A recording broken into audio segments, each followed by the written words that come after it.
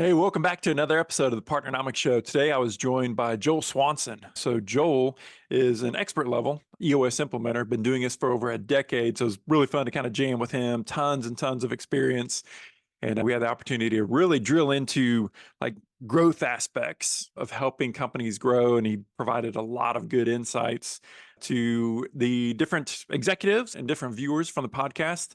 And Joel also, I learned, is one person that has hit the Pacific Crest Trail, I guess over 2,600-mile trail that goes from Mexico all the way up to Canada.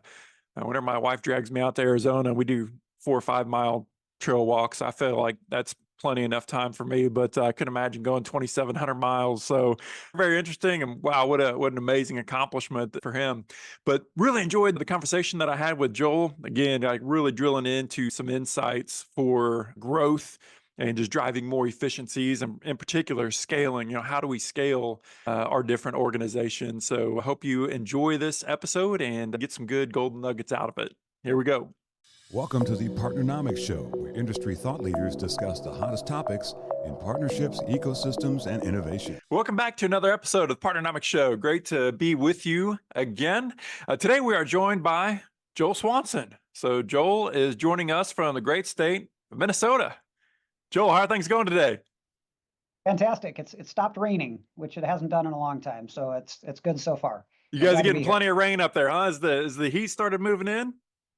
The heat hasn't started moving in yet, but there's like flooding in streets and things like that. And my wife's plants outside are getting ruined. So the fact that it stopped raining is good so far. Man, it's a crazy time of the year, man. It just seems like us in Kansas City, we're either getting hammered by the late spring, early summer rains, or it's 1,000 degrees. There's no happy medium, but hopefully you guys end up getting that soon. Yes, hopefully. So Joel is an expert EOS implementer. And Joel, I saw from the info that you had shared that you got started in 2014. So we also started Partnernomics in 2014. And man, in some ways it feels like the time's flown by, but in a lot of times I look back and I was like, man, a lot's happened over the last 11 years, but you've been at this for quite a while. I have. Yeah, it started doing things that I loved kind of for the first time. Not that I didn't enjoy anything I'd done before, but when I found EOS, it was like, okay, well, I figured it out now. And so doing something I love for as long as I've been doing it and knowing that I've got a decade or two left is pretty encouraging. Was that Mark Twain that said, if you love what you're doing, you never work a day in your life? Or I believe that was him. Somebody said that, and I totally believe it. I can say at least 95% of my days, I love what I do. So I'm only working 5% of the time.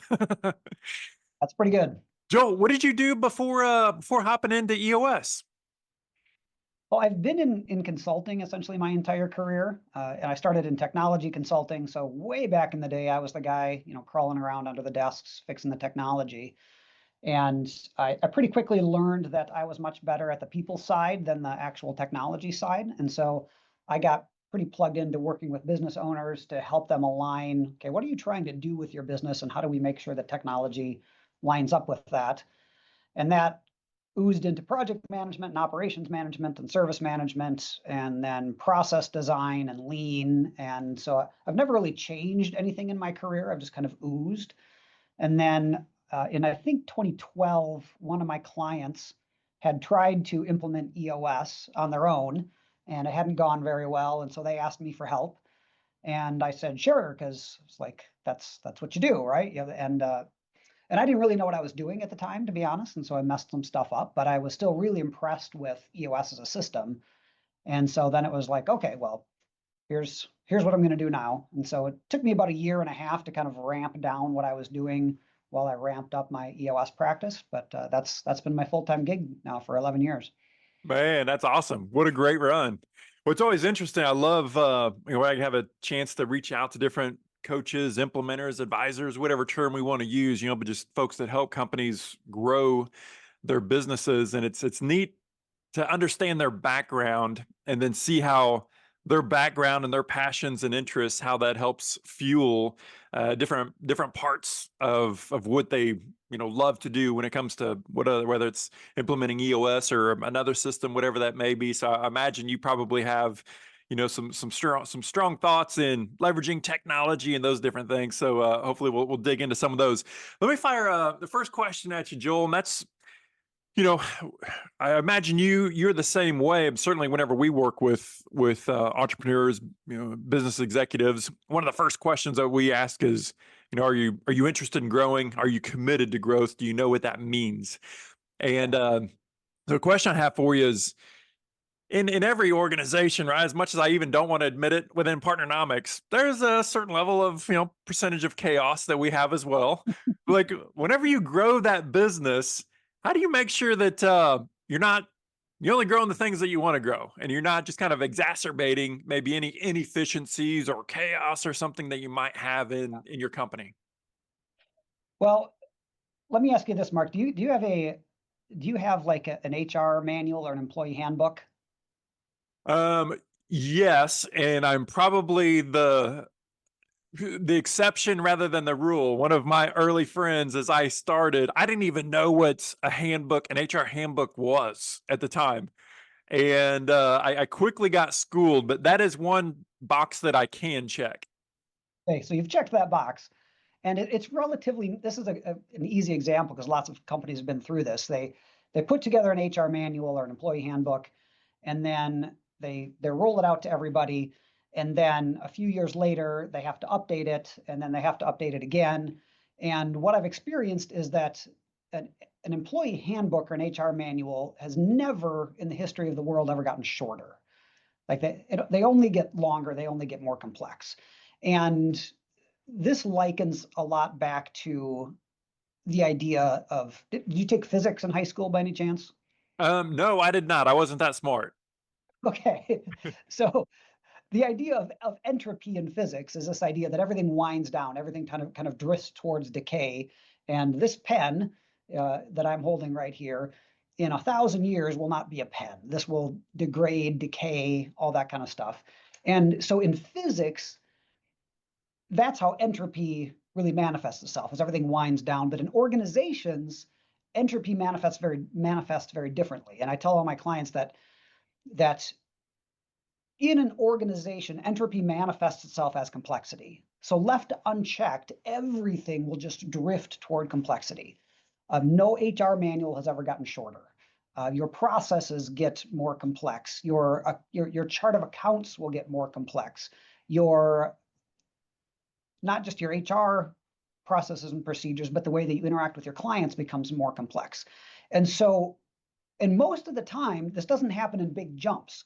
Like all of a sudden we went from 11 things to 50 things. We went from 11 to 12, and then we went from 12 to 14, and nobody notices until the chaos is just everywhere. And so it's really, really important for business owners and business leaders to always be in simplify mode, because we can't wait until we get to 50 things to say, holy crap, we should have been at 12, what happened?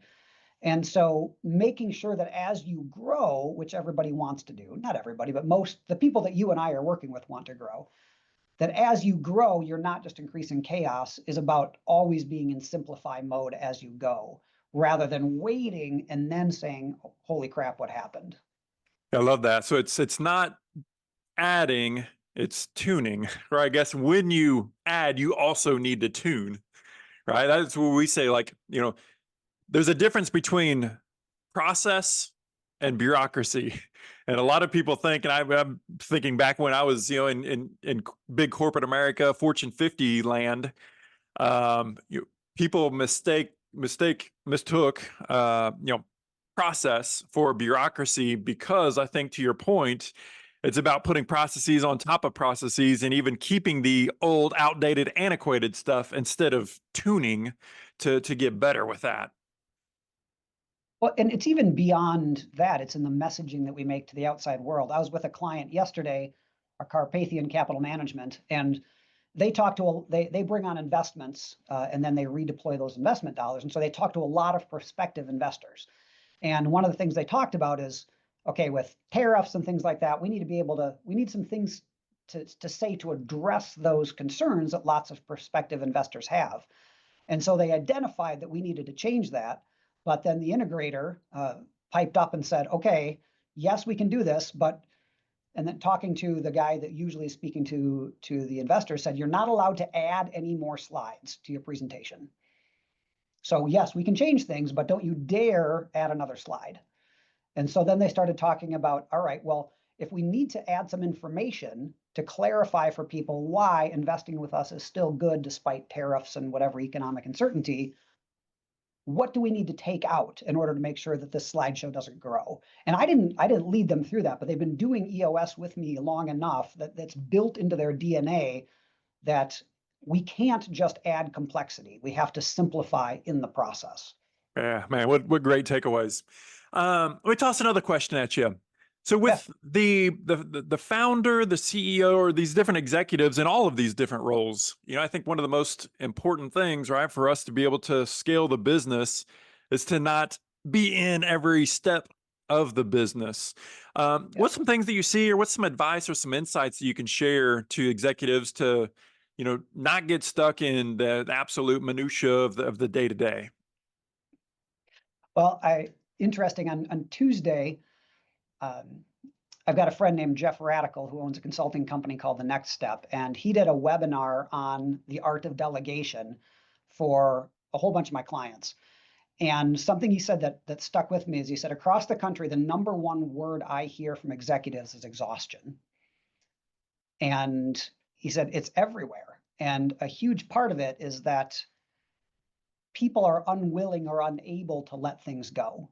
And everybody says that they want to delegate. And now this isn't exactly his words, I'm getting into my words now, but everybody says that they're willing to delegate and everybody says that they want to delegate.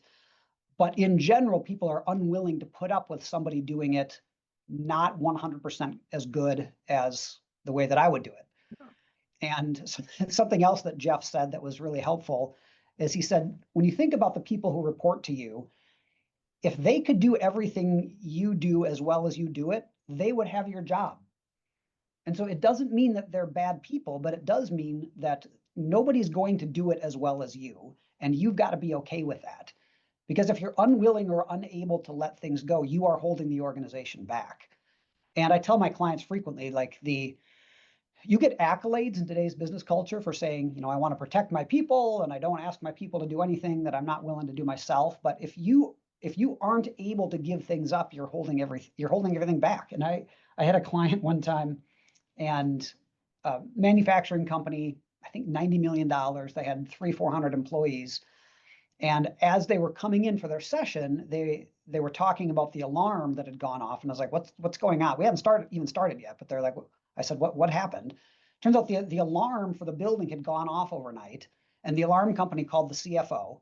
CFO didn't answer. They called the COO. COO didn't answer. So they called the CEO. So the CEO is on the phone at 3:30 in the morning with the alarm company. And I was like, guys, there's 400 people in your company. Why are you the person that the alarm company calls? And they kind of went, yeah, I get it. Sorry. And then probably an hour and a half later, we were adding issues to our issues list. And one of the issues they wanted to add to the list was their $40 boot allowance. Their manufacturing company. And I kind of got mad. I mean, I was polite, but I got upset with them. And I said, you're a $90 million company with 400 employees. Why are we in this room talking about a $40 boot allowance? Because they also were talking about buying a new building and divesting a line and all these like big things that leaders should really be focused on. But they're also talking about a $40 boot allowance. And nobody is ever going to do it as well as you. But if you're spending time on the $40 boot allowance, or you're spending time talking to the alarm company, there are massive strategic things that only you can do that you're not getting to. And I think sometimes people don't recognize their own brilliance and they don't recognize their own genius. And so, yeah, could they do better at the $40 boot allowance than somebody else? Probably. But there isn't anybody else that can make a decision about whether or not we're going to buy that building or whether or not we're going to build our own. It's only the people in this room that can decide that. Yeah, sometimes I think we're just we're our own worst enemy, and not truly being strategic, as you mentioned, with the time. And there's I spent 6 years in the Marines, and one of the things that they really instilled in us from the very beginning is to truly, and they believe this, to train your replacement.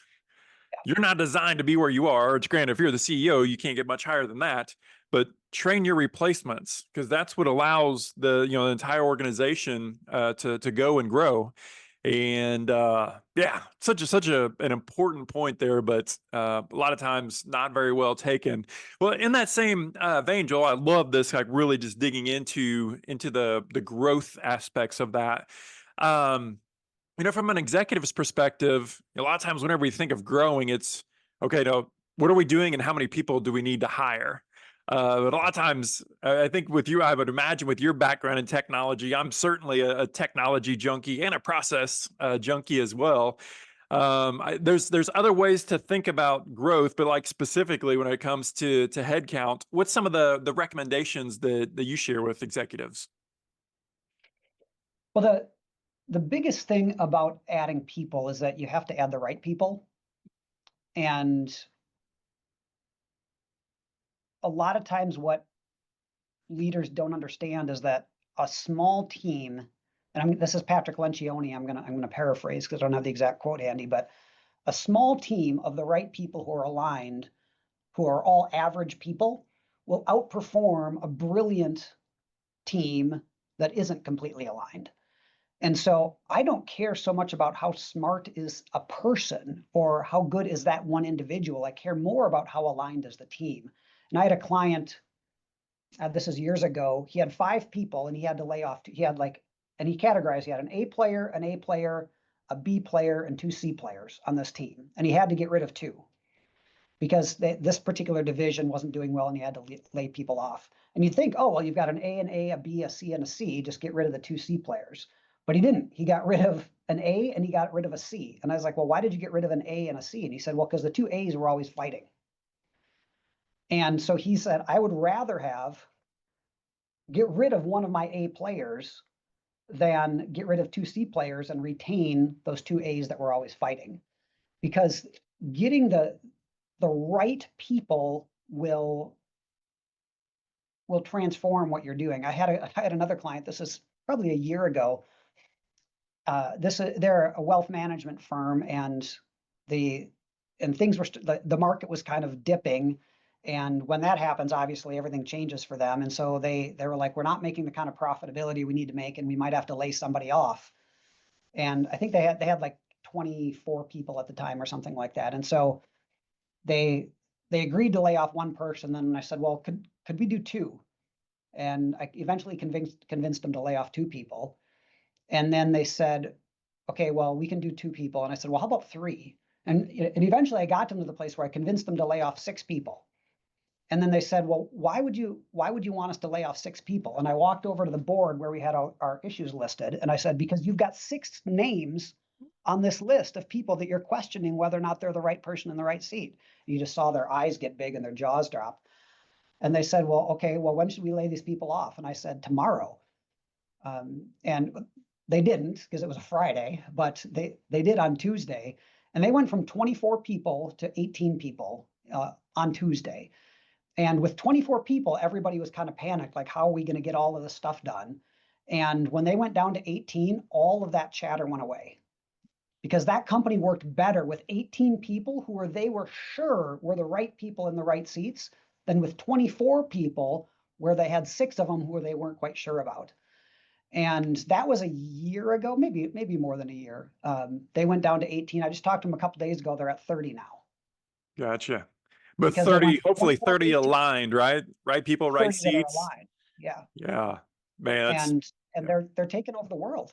They're taking over the world. And the huge part of that is because they were disciplined to say the 18 people who are truly aligned, who truly uphold our core values, who truly are really, really good at their jobs, we'd rather have 18 than 24. Yeah, you mentioned to step back a little bit. Patrick Lencioni, I'm a huge fan of him and huge fan of his books. I don't know which one you're talking to specifically, but the four dysfunctions of a team is a great book that's out there. Folks are listening in and getting ready to take a road trip or something, looking for a book to snag. The Four Dysfunctions of a Team is an awesome book to cruise through. One of my big takeaways from there is not so much that you always have to agree, but just be heard, get it out on the team, or get it out on the table as a leadership team. But then even if you do disagree, still commit, be aligned, and go execute and do what the company needs. And I think that's a huge takeaway.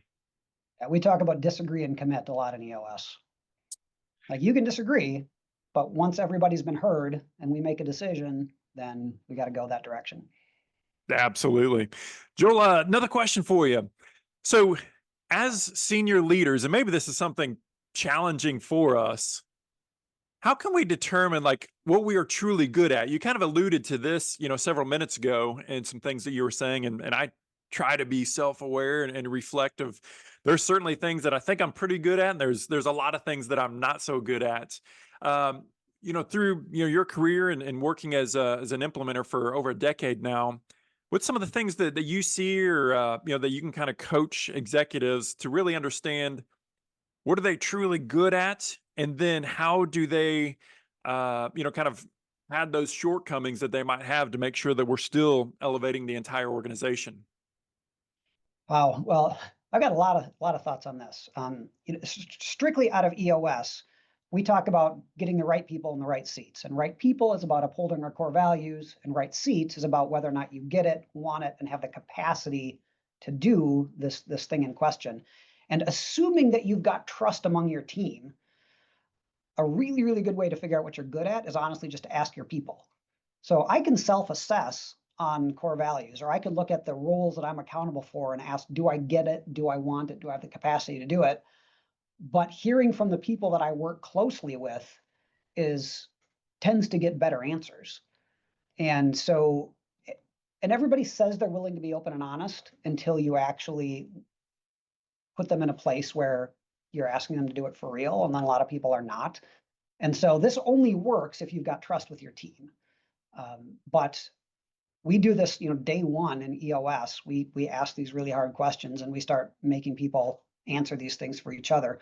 So just asking each other is a really, really helpful thing. I'm a big fan of personality kind of profiles and assessments in general. Kolbe is the one we use in EOS. That's KOLBE. Strength Finder, Myers-Briggs, a lot of those things are super helpful. But the other thing that I really talk a lot about to companies is that whatever you do, the more you do it, the better you get at it. And that's regardless of whether or not you're doing it correctly. And so, practice doesn't make perfect. Perfect practice makes perfect, et cetera. So you can practice things the wrong way. And I had a really interesting example of this. In 2009, I thru hiked the Pacific Crest Trail, which is a hiking trail that goes from Mexico to Canada. And so 2,000 miles in, I'm in Oregon, and I'm in the best shape of my life. I mean, it's what I'm doing is phenomenal, and I'm hiking 30 miles a day, no problem. And I just feel on top of the world. And I was like, you know what? I bet I could run a marathon right now. And I said, you know what? When I get back home, I'm going to register for a marathon, and I'm just going to run a marathon because I'm in the best shape of my life. And I'd been hiking for 3.5 months. I'm in the best shape of my life. My legs are just like rocks. And I said, you know what? I'm just going to run and just see what it's like. And because I was anticipating being just this phenomenal runner. And I tried to run, and I swear it felt like I'd been sitting in an easy chair for a year, and I just got up and decided to do it. And it just blew my mind how I could be in such amazing shape for hiking. I'm going up and over mountains 30 miles a day, no problem. I got it. I'm dialed in. Make me try to run, and it was awful. And I made it maybe 200 yards, and I had to stop. And it was a really important lesson for me that it doesn't matter what I think I might be good at, because what you do is actually determining what you're good at. And whatever you do, the more you do it, the better you get at it. But if you're not doing this other thing, you're not going to get good at it just because you're doing something kind of ancillary. Yeah, even if it seems similar, it can still be very different. You just drove back a memory from me. I used to run half marathons and do it quite regularly, and pretty good speed, pretty good clip.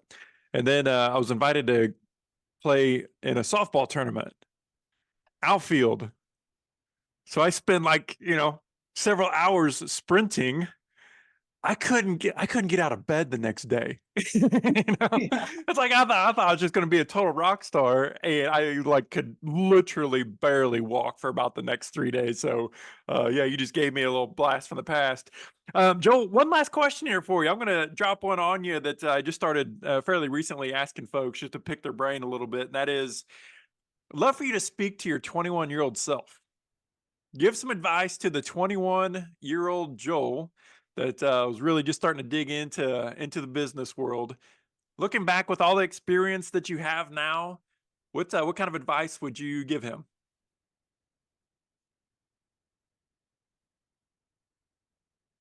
Well, the advice that I would give to my 21-year-old self isn't necessarily applicable to everybody, but I'll answer the question directly. And that when I was 21, I was very, very risk averse, and I didn't realize it at the time. And I wore an image of a risk taker.